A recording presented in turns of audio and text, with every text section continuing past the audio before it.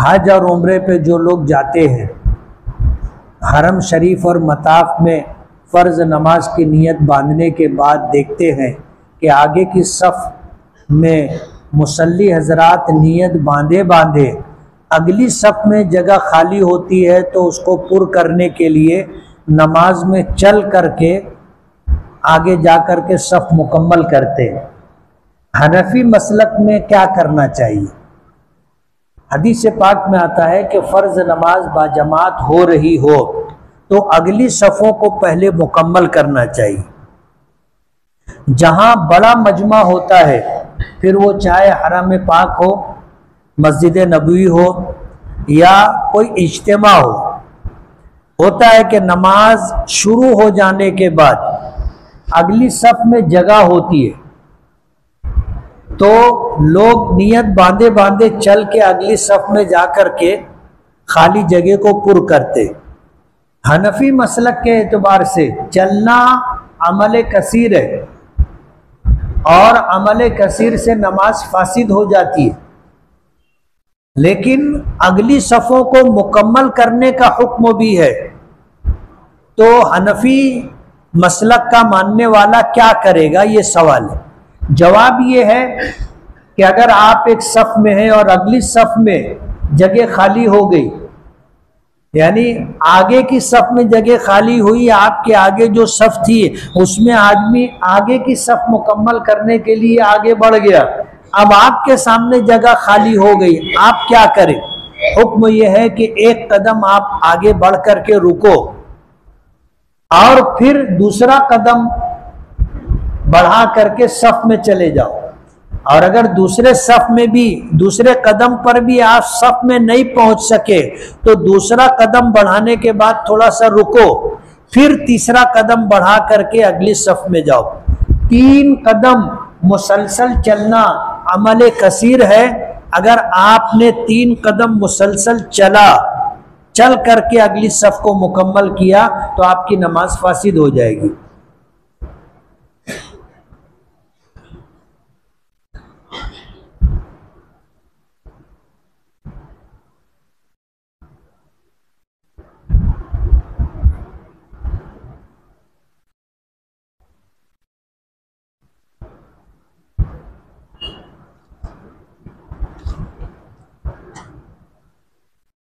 اگر ڈاکٹر ذاکر نائک نے نیک ارادے سے دین کا کام کیا ہے تو کیا ان لوگوں کی پکڑ ہوگی جن لوگوں نے ان پر فتویٰ دیا ہے انہیں نہ سننے کا؟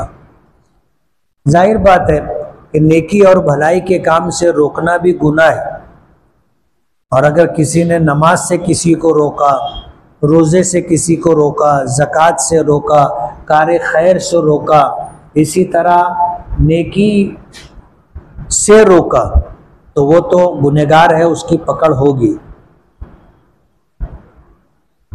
اکثر جماعت کے دوران صف میں بازو والے مقتدی ڈکار اور جمائی لیتے۔ جمائی کے بارے میں تو کافی احادیث موجود ہیں کہ نماز کے دوران اسے روکا جائے یا پھر ہاتھوں سے منہ پر ہاتھ رکھ کر روکا جائے، کیونکہ یہ مکروہ ہے۔ ساتھ ہی ڈکار لینے سے بھی آزو بازو کے مقتدی کو تکلیف پیش آتی ہے بدبو کی وجہ سے، تو اس بارے میں بھی عوام کو آگاہی کی ضرورت ہے، آپ رہنمائی فرمائیں۔ نماز کی حالت میں آزو بازو میں باجماعت نماز ہو رہی ہو تو دوسرے افراد ہوتے ہیں، اور مسجد میں اللہ کے مخلوق فرشتے بھی ہوتے ہیں، اسی لیے مسجد میں ری خارج کرنا مکروہ ہے۔ اسی طرح مسجد میں ڈکار لینا جس سے آزو بازو والوں کو بدبو محسوس ہو، یہ بھی مکروہ ہے۔ کوشش کرنا چاہیے کہ اسے روکا جائے، جیسے جمائی آ رہی ہے تو بھی روکا جائے، نہیں تو اگر جمائی آ گئی تو اپنے منہ پر اس طرح ہاتھ رکھا جائے، یہ شریعت کا حکم ہے۔ نماز جمعہ کے دن خطبے کے دوران اکثر مقتدی مانڈی مارے ہوئے یا پھر ٹیک لگا کر بیٹھے ہوئے ہوتے ہیں یا پھر باتوں میں مشغول ہوتے ہیں جبکہ خطبہ چالو رہتا ہے۔ خطبہ شروع ہو جانے کے بعد چونکہ سلام کا جواب دینا بھی درست نہیں ہے، اس لیے ایسے مقتدیوں کی اصلاح کا وقت بھی نہیں رہتا۔ اس بارے میں رہنمائی فرمائیں۔ آدمی کو دو زانوں بیٹھ جانا چاہیے اور خطبہ پوری توجہ سے سننا چاہیے۔ کچھ لوگ ہوتے ہیں کہ خطبے کے دوران نیچے منڈی کر کے یا ادھر ادھر دیکھتے رہتے۔ امام جو خطبہ دے رہا ہے اس کی طرف پوری توجہ کے ساتھ دیکھتے رہنا چاہیے۔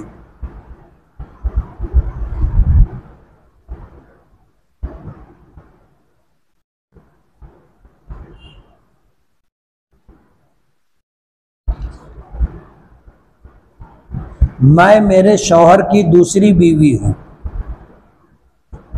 وہ میرا سارا خرچہ پورا کرتے، آج تک انہوں نے مجھے اپنے پریوار سے نہ ملایا اور نہ کسی کو بتانا چاہتے، یہاں تک کہ مجھ سے جھوٹ بول کر شادی کی۔ میرے گھر والوں کو بھی پتہ نہیں ہے۔ میرے شوہر کی پہلے سے ایک بیوی اور ہے، وہ میرے پاس ہفتے میں 1 یا 2 دن آتے ہیں۔ بہت لڑائی اور سمجھانے کے بعد بھی حالات نہیں سدھر رہے ہیں، تو میں یہ پوچھنا چاہتی ہوں کہ کیا میں اپنے گھر والوں کو اس کنڈیشن کے بارے میں بتا دوں، کیونکہ میری پہلے سے ایک جگہ طلاق ہو چکی ہے، نکاح ہو چکا ہے، دوسرے شوہر کے نکاح میں ہو۔ شادی کا اعلان کرنا چاہیے۔ نبی کریم صلی اللہ علیہ وسلم نے فرمایا اعلنوا النکاح واجعلوہ فی المساجد، نکاح چپکے اور خاموشی سے نہیں کرنا چاہیے، ورنہ دونوں کی ملاقات سے لوگوں کو بدگمانی ہوگی کہ یہ لوگ گنہگار ہیں، میاں بیوی نہیں ہے اور پھر بھی مل رہے۔ اب ظاہر بات ہے کہ نہ بیوی کے ماں باپ کو پتہ ہے، نہ شوہر نے کسی کو بتایا ہے۔ اگر خدا نہ خواستہ اولاد ہوئی تو کیا جواب دیں گے؟ لوگ تو ظاہر بات ہے کہ تمہارے چھپانے کی وجہ سے لوگوں کو بدگمانی ہوگی، اس لیے یہ چھپانے کی چیز نہیں ہے، یہ بتانے کی چیز ہے۔ حضور کا فرمان ہے اعلنوا النکاح، نکاح کا اعلان کرو۔ اس لیے دونوں میاں بیوی کی ذمہ داری ہے کہ وہ اپنے نکاح کو لوگوں پر ظاہر کر دے، بتا دے۔ اگر کسی نے ہمیں کوئی چیز ہدیے کے طور پر دی، کیا وہ ہم کسی اور کو دے سکتے ہیں؟ دے سکتے۔ کسی نے ہم کو ہدیہ دیا، ہم نے قبول کر لیا، ہم مالک ہو گئے۔ مالک ہونے کے بعد ہمیں اختیار ہے کہ ہم اس چیز کو استعمال بھی کر سکتے ہیں اور کسی کو دینا چاہیں تو دے سکتے۔ نبی کریم صلی اللہ علیہ وسلم مجلس میں تشریف فرما ہوتے، صحابہ کرام آپ کو ہدیے کے طور پر کچھ دیتے تو حضور پاک صلی اللہ علیہ وسلم بسا اوقات اس چیز کو لوگوں میں تقسیم فرما دیتے تھے۔ تو ہدیہ ملا اور حضور نے لوگوں میں اسے تقسیم بھی فرمایا۔ تو ہدیہ کسی کو دیا جا سکتا ہے، تقسیم بھی کیا جا سکتا ہے۔ کیا 4 رکعت سنت نماز میں چاروں کل پڑھ سکتے ہیں؟ پڑھ سکتے ہیں، کوئی حرج نہیں۔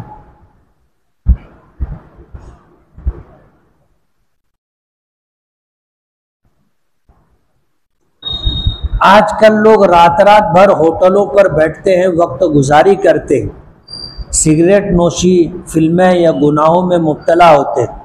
آپ بیان میں اس کا تذکرہ کیا کریں تاکہ لوگ گھر جا کر کے سو جائیں اور ان کا مستقبل اچھا ہو۔ انشاءاللہ بولیں گے۔ اگر مدرسے کا وقت ہو رہا ہو اور والدین نے کچھ کام کہہ دیا، اس وقت کام کرنا ضروری ہے یا مدرسہ جانا؟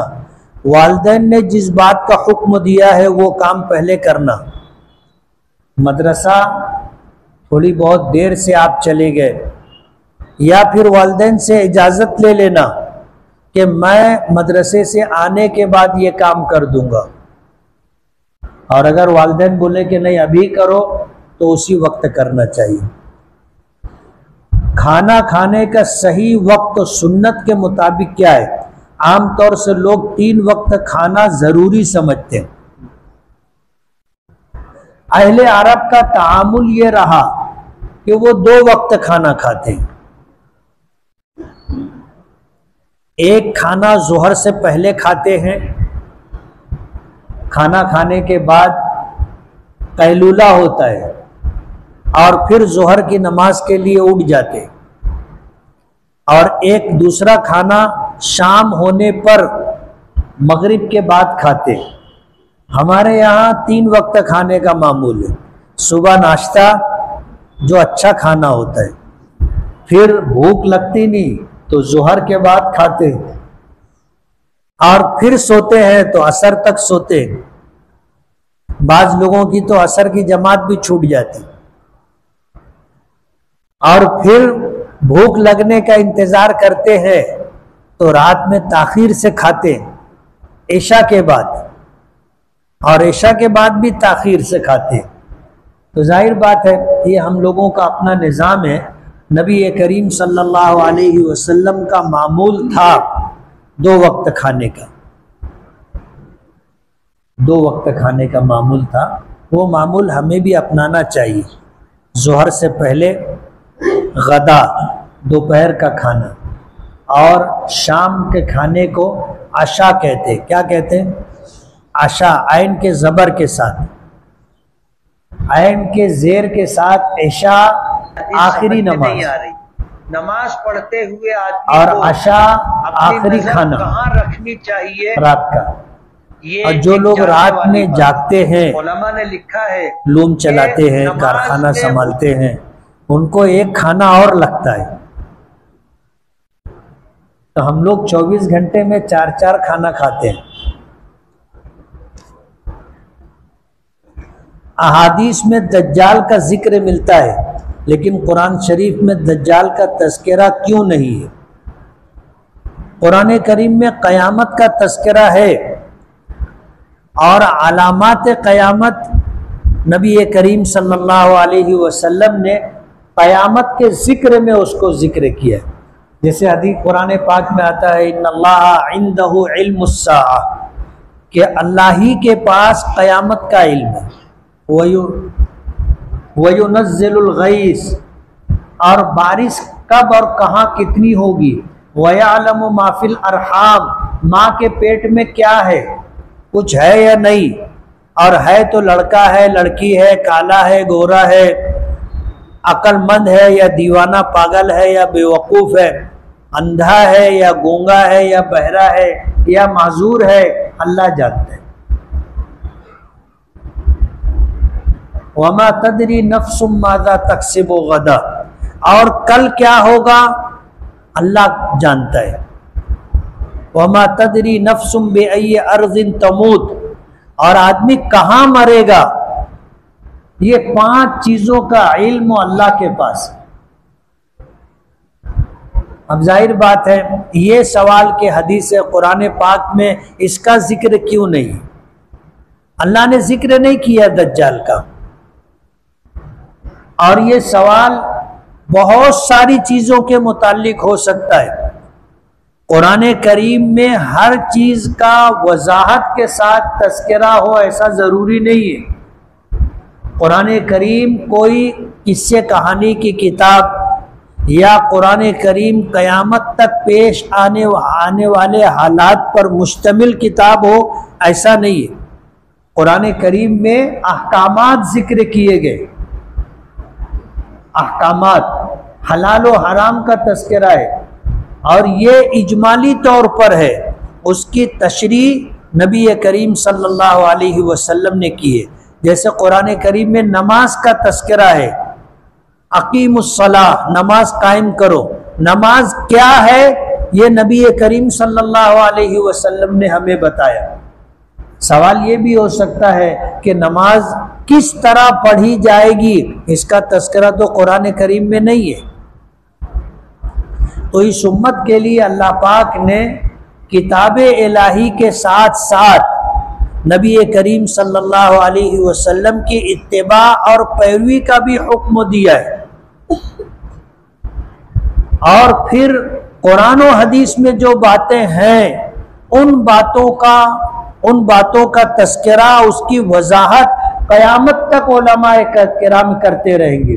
اس لیے قرآن کریم میں ہے اطیعوا اللہ وَأَطِیعُوا الرَّسُولَ وَأُولِي الْأَمْرِ مِنْکُمْ، تین چیزوں کو ذکر کیا۔ اللہ کی اطاعت کرو، اللہ کے رسول کی اطاعت کرو، اور اللہ کے رسول آخری رسول و نبی ہیں، ان کے بعد قیامت تک جو حالات پیش آئیں گے ان حالات میں اولو الامر یعنی علماء کرام جو دینی علوم پر دسترس رکھتے ہوں، قرآنی علوم اور احادیث کے علوم سے واقف ہوں، ان کی اطاعت و پیروی کرو۔ اس لیے ہر بات کا تذکرہ قرآن کریم میں ہو ایسا ضروری نہیں۔ موجودہ وقت میں اسرائیل کے خلاف صرف ایران مقابلہ کر رہا ہے،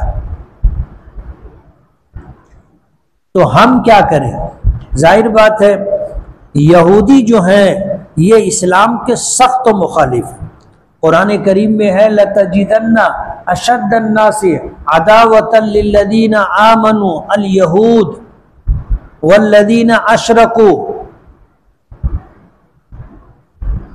کہ تم لوگوں میں مسلمانوں کا سب سے بڑا دشمن، سخت دشمن اگر پاؤ گے تو یہودیوں کو، پھر مشرکین کو۔ وَلَتَجِدَنَّ أَقْرَبَهُمْ مَوَدَّةً لِلَّذِينَ آمَنُوا النَّصَارَى، اور تم مسلمانوں سے قریب ان لوگوں کو پاؤ گے جو عیسائی ہیں۔ تو یہودی اسلام کے سخت مخالف ہیں، ان کو ختم کرنے کے لیے جو شخص بھی ان سے مقابلہ کر رہا ہے اس کی حمایت کرنی چاہیے۔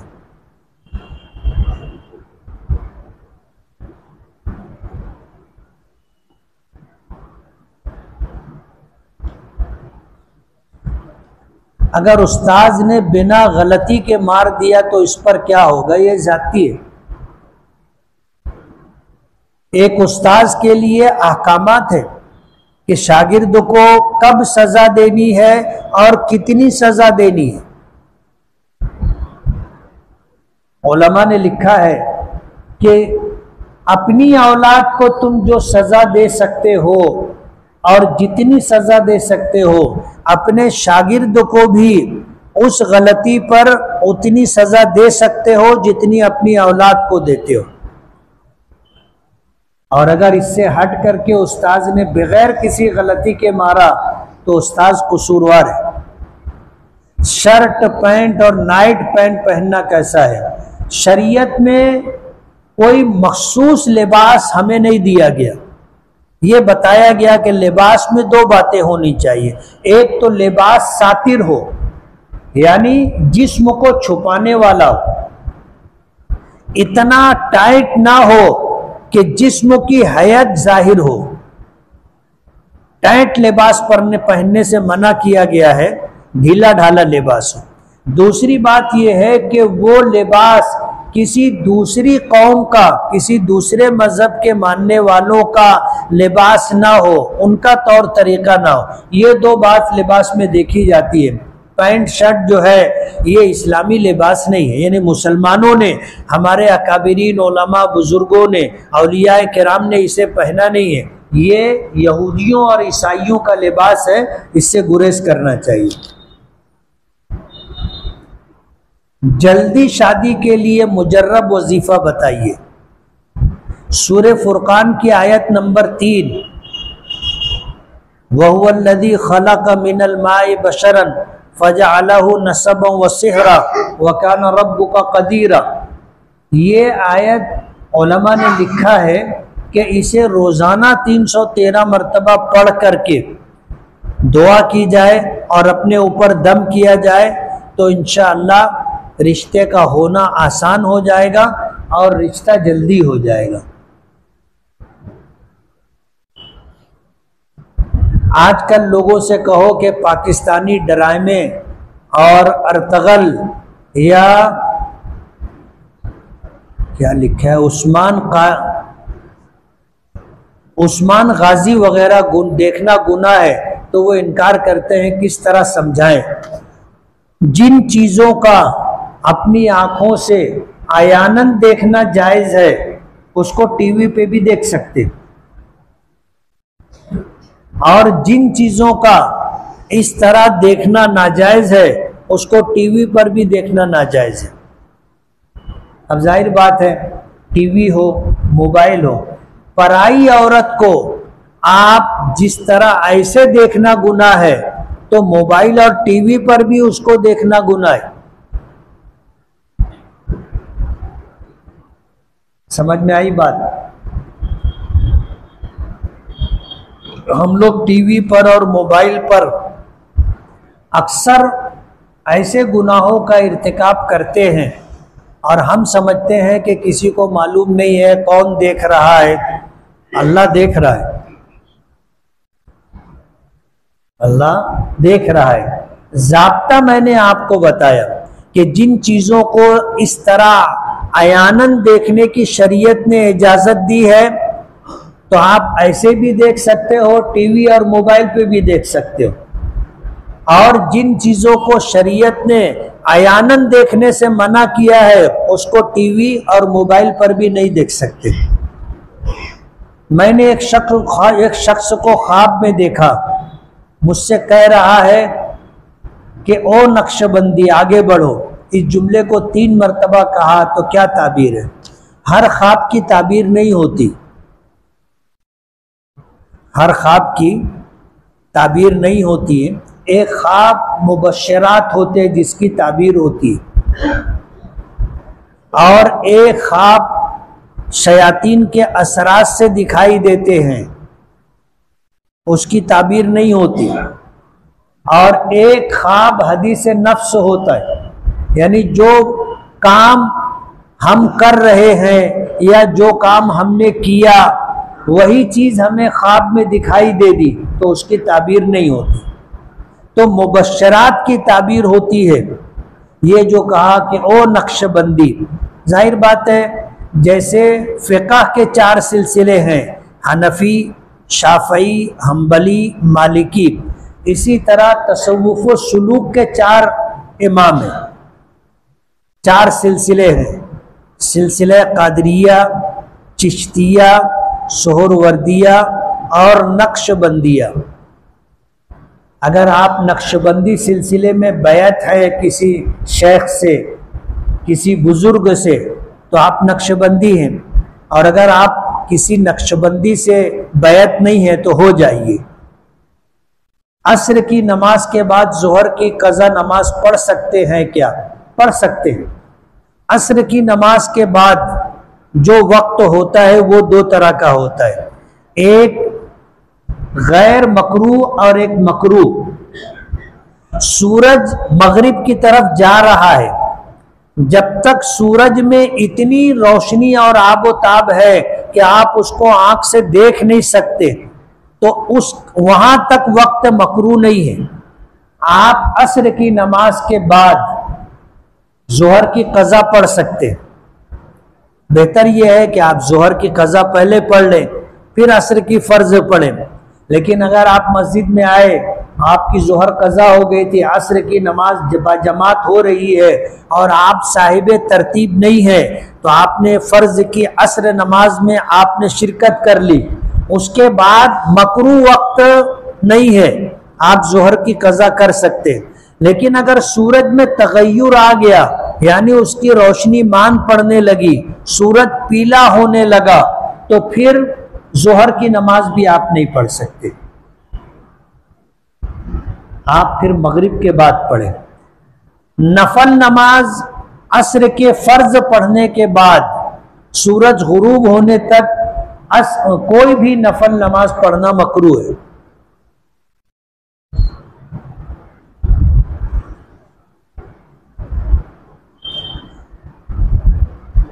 اصلاح معاشرہ کب کیا جائے گا؟ اب تو بریلوی حضرات بھی اصلاح معاشرہ کرنے لگے ہیں، آپ کیوں خاموش ہیں؟ ہم جو بیان کرتے ہیں وہ اصلاح معاشرہ ہی ہے۔ درس حدیث کہو، درس قرآن کہو، جمعہ کا بیان کہو، اصلاح معاشرہ ہے۔ وہ اصلاح معاشرہ جو اسٹیج لگا کر کے روڈ راستوں پر کیا جاتا تھا، صرف وہی اصلاح معاشرہ نہیں ہے، اگرچہ اس کی ضرورت ہے، جو لوگ جمعہ کی نماز میں بھی نہیں آتے، درس قرآن میں بھی نہیں آتے، درس حدیث میں بھی نہیں آتے، اگر وہ لوگ روڈ راستے کے پروگراموں میں آتے ہیں، شریک ہوتے ہیں، تو وہ پروگرام بھی کرنا چاہیے۔